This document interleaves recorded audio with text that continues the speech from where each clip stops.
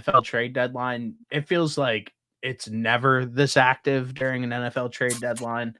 I have some stuff pulled up, and I think obviously some of the stuff of note, Devontae Adams, a conditional third rounder to the Jets, Amari Cooper, and a six for a 2025 third and a 2026 seventh rounder.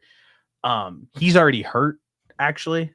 Like already missing games, something to keep of note. DeAndre Hopkins to the Chiefs. That played out on Monday night for the whole world to see. He looks really good with the Chiefs, as people probably know. Deontay Johnson to the Ravens. Baron Browning to the Cardinals. Darius Smith to the Lions. Khalil Herbert to the Bengals. A bunch of stuff going on. We'll pick a few and zone in on it. The first one that I think we need to talk about, and you texted me about, was Jonathan Mingo traded to the Cowboys for a 4th round pick. I thought the Jonathan Mingo and a 7th, I thought that was the trade. Jonathan Mingo for a 7th. And I didn't read it, and it said a 4th, and I am completely astonished about that. And something that you said right away was like, what are the Cowboys doing? And I think that that's a really fair point to be had. Like, what about this roster and what's going on this season for them made them be like, let's trade a 4th for Jonathan Mingo, who like literally hasn't done anything on Carolina, when you see some of the trade packages that are out there for these wide receivers, a 3rd and a 7th for Amari Cooper, a conditional 3rd for Tay Adams, a 5th for DeAndre Hopkins, a 5th for Deontay Johnson. Why trade a 4th? A 5th for Mike Williams too. A 5th for Mike Williams. Why did you think that the Cowboys thought it was necessary to trade a 4th for a player who is completely unproven in the league and hasn't shown literally any flashes? Yeah, Jonathan Mingo this season's got 12 catches for 120 yards. So, like, not bad, but not good. No. And when I say not bad, 10 yards a catch is more so what I meant. Obviously, those are horrible, like terrible numbers. Although the quarterback situation in Carolina is not great, however, that's besides the point. I don't know what the Cowboys were thinking with this move. Dak is likely headed to the IR if he hasn't been already. He has been. Cooper Rush or Trey Lance is going to be the starting quarterback for the next 5 games. They're 3-5 as it is. I don't know what. I think Jerry Jones got caught up in the fact that Jonathan Mingo was a guy that the Cowboys wanted coming out of the draft a few years ago. And for that reason, he ended up overpaying because that's a guy that he valued coming out of college. Clearly overvalued. I don't understand outside of that reasoning why you would give up a 4th round pick for such a project, such an unproven guy, when we just rattled off however many other wide receivers went for equal or less value picks wise. And then additionally, yes, did the Cowboys need to make a move and bring in another wide receiver? Probably. But why did they think that this was the move? This was the time to do it? Like, they just put their starting quarterback on the IR for a few weeks. Like, they'll be lucky to go 2-3 in this 3-week or in this 5-game span. They go 2-3. They end up at 6 or 5-8. They're probably out of it at that point. And even before this trade, Dallas wasn't a wide receiver away from like taking that next step. No, a trade that I threw out for you was just like, what if they traded a 5th and a 7th for like Miles Sanders and Jonathan Mingo, or like a 4th and a 7th for Miles Sanders and Jonathan Mingo? Like, that would have made more sense to me at that point, because they definitely need help in the running back room and whatever, then at that point, like Jonathan Mingo is like a value add. If you like him, he might develop into something that you like on your team. But not getting Miles Sanders out of this situation was like shocking to me because that was like a name that was linked to the Cowboys since preseason. Yeah, when you texted me this, I kind of wanted to just like let it hold on the back burner because I kind of had a feeling we would end up talking about this today. I think that would have been a great idea for them. Their running back room is just horrible at this point. Um, and I think if they would have signed him, they would have at least had him for or if they would have traded for him, they would have at least had him for another year. Um, and it feels a little bit better going into next season with a guy like Miles Sanders in your backfield where you get healthy, you get Dak back. I mean, do we even really know what Jonathan Mingo is at this point? Like he hasn't No, had any reasonable quarterback play since he started in the NFL. Um, but as of now, we just haven't seen much. So who knows? Maybe we're wrong. Maybe Dak comes back and it ends up being a good pick or a good trade for them. But at this point, where like I said, their quarterback's going on the IR, like they're already 3-5. Like I don't know. I didn't really make a lot of sense to me for them to overpay for a guy like Jonathan Mingo if you're not going to address something else too. Like I feel like you were spot on by saying they should have got Miles Sanders, or at least maybe they did ask. Who knows? But they should have at least tried to get another running back somewhere at this trade deadline. no doubt. Next team that was active during the trade deadline was the Baltimore Ravens. They traded for Tre'Davious White from the Rams for Tre'Davious White in a 7th rounder, and then it's 2026 7th rounder, 2027. So it's just swapping pretty much. And Yeah. then they also traded for Deontay Johnson for a 5th rounder, pretty much. I don't know like how I feel about either of these moves, to be completely honest. I think Tre'Davious White is completely past his prime. He's got the Klay Thompson coming off of an ACL and an Achilles. He was a non-factor in LA. In LA, he didn't play for them, and then they ultimately was like, "You can do what you want, like seek a trade." And then the Ravens picked him up, but I just don't know how much of a value add behind like Nate Wiggins and Marlon Humphreys that he'll be. Maybe if he's a supplementary role for them, like he can be impactful, but anything outside of that, like he's just not prime Trey White anymore, like at all. No, I don't think so either. And I think this move was probably more so of a let's try and build a little bit of depth in the secondary because they're a horrible passing defense. Um, that would be my only thought there.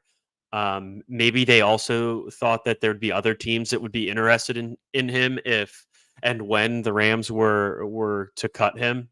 So they said, whatever, we'll just swap 7th round picks with you.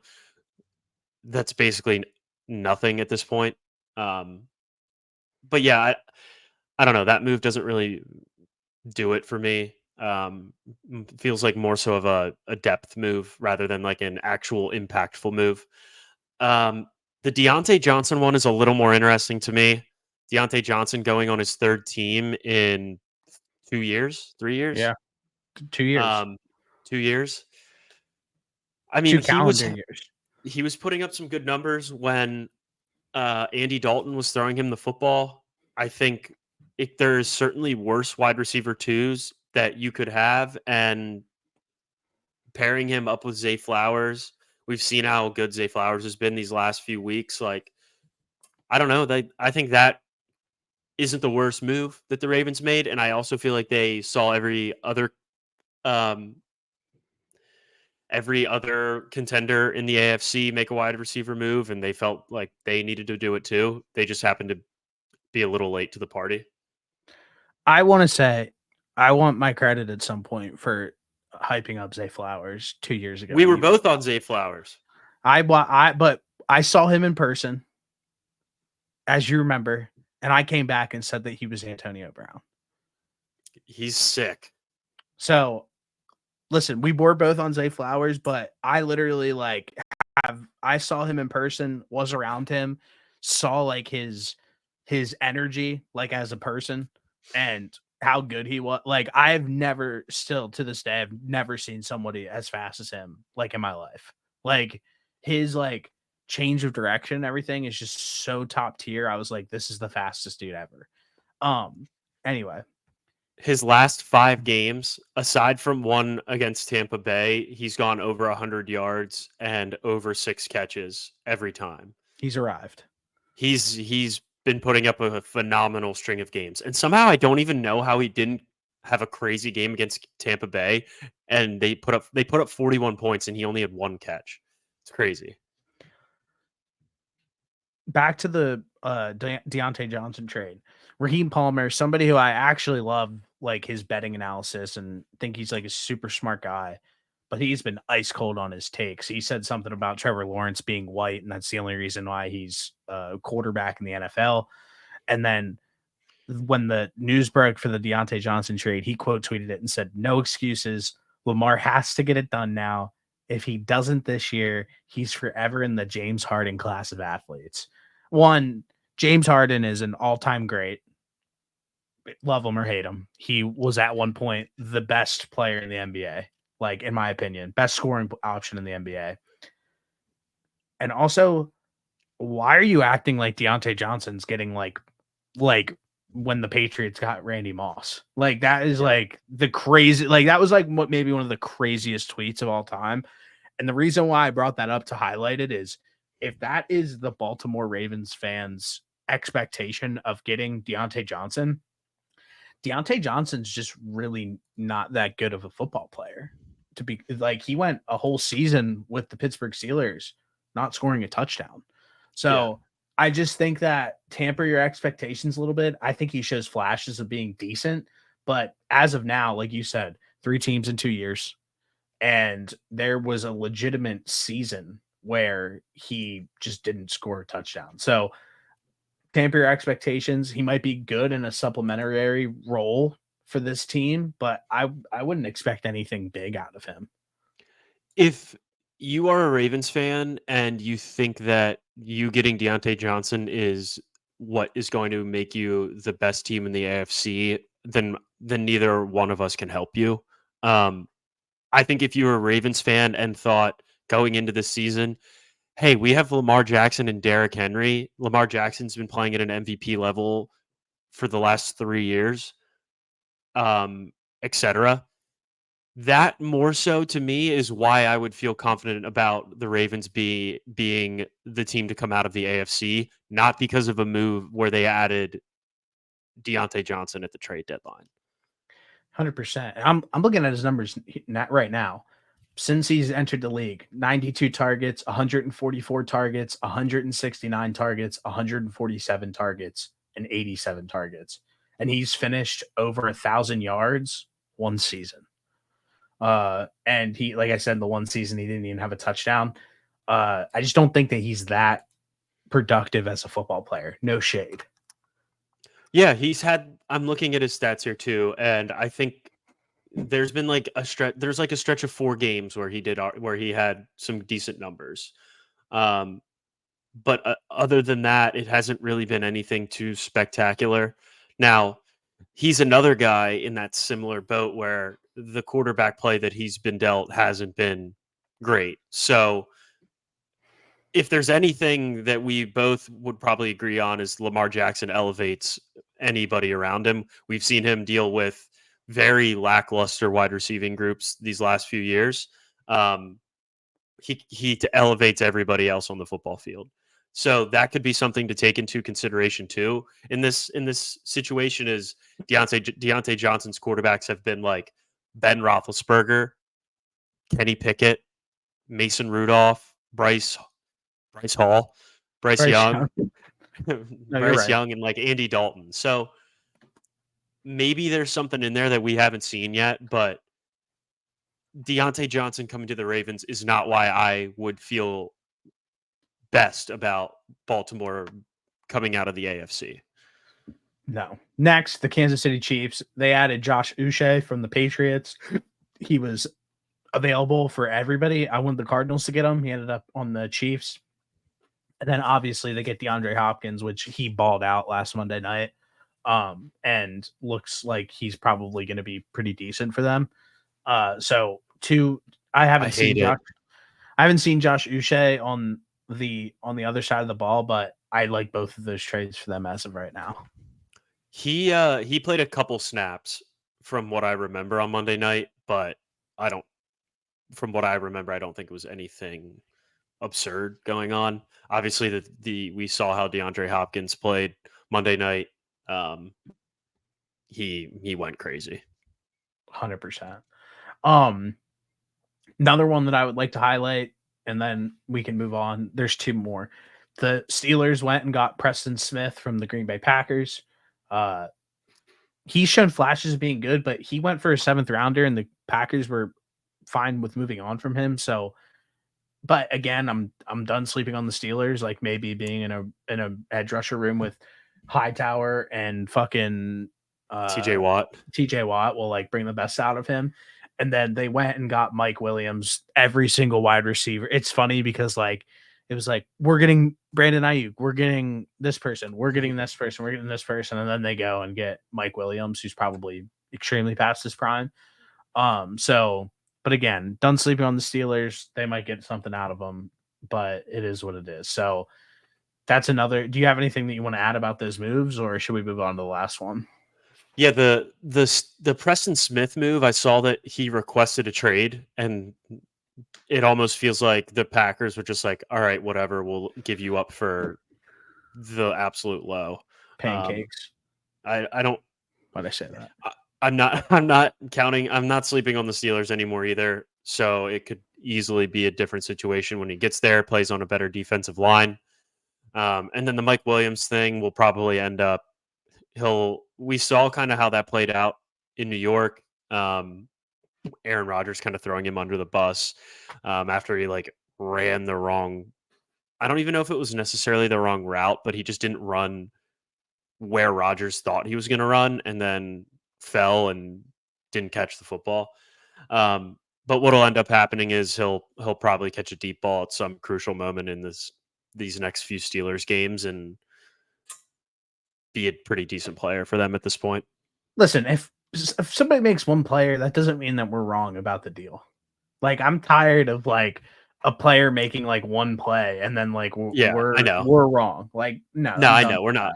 that. We won't be wrong, but like we've just been like this whole Mike Williams thing hasn't worked this year for anybody, and we were very down on the Steelers for as long as we possibly could have been, and they proved us wrong. Now it would be fitting if Mike Williams went there and proved us wrong on the Steelers. No doubt. Okay, the last one that I want to talk about that got really gassed up was the Washington Commanders traded for Marshawn Lattimore. The Saints gave up Marshawn Lattimore in a 2025 fifth. The Commanders gave up a 2025 third, a 2025 fourth, and a 2025 sixth for Marshawn Lattimore. We talked about it the other day when we talked about the Saints that like they need to be in rebuild mode. I think this is an all-time great move for the Saints. I think they got a haul for a player that I want to just touch on. He just really hasn't been that great over the last 3 seasons.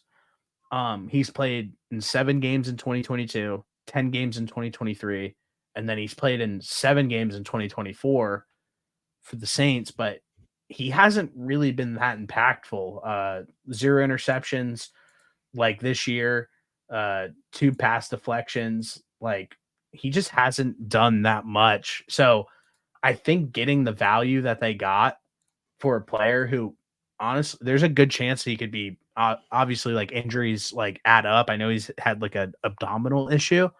They might have fleeced the Commanders, honestly. I mean, I like this move for both teams from the aspect of the Commanders can't cover like any single wide receiver. It feels Yeah. like, so like they got a guy that's been relatively been proven in the NFL. But I love what the Saints got back for him. Getting those three, what is it? 3, 4th, and 2025, 6th. Yeah, 3, 4, 6 for a guy that's past his prime. You're probably not going to keep after this. I don't know when his contract ends, but you know what I'm getting at. You're probably not going to keep him for more than the rest of this year. Um, so getting 3 picks for a guy like that, especially on a team like the Saints that is down and out, I think that's certainly a step in the right direction. I completely agree with you. So that's the trade deadline. It was extremely active, definitely more active than I thought it would be. But ultimately, that makes for some good talking points. I just think that probably some of these moves will be a little bit more gassed up than they should be. But ultimately, we said that we didn't think the D-Hop trade would be that interesting. Listen, we were wrong about that. He's probably going to be pretty good for the Chiefs, but let's see how the rest of the trade deadline plays out. White clouds blowing out when we max 4-5, not the size, but it kick up high line.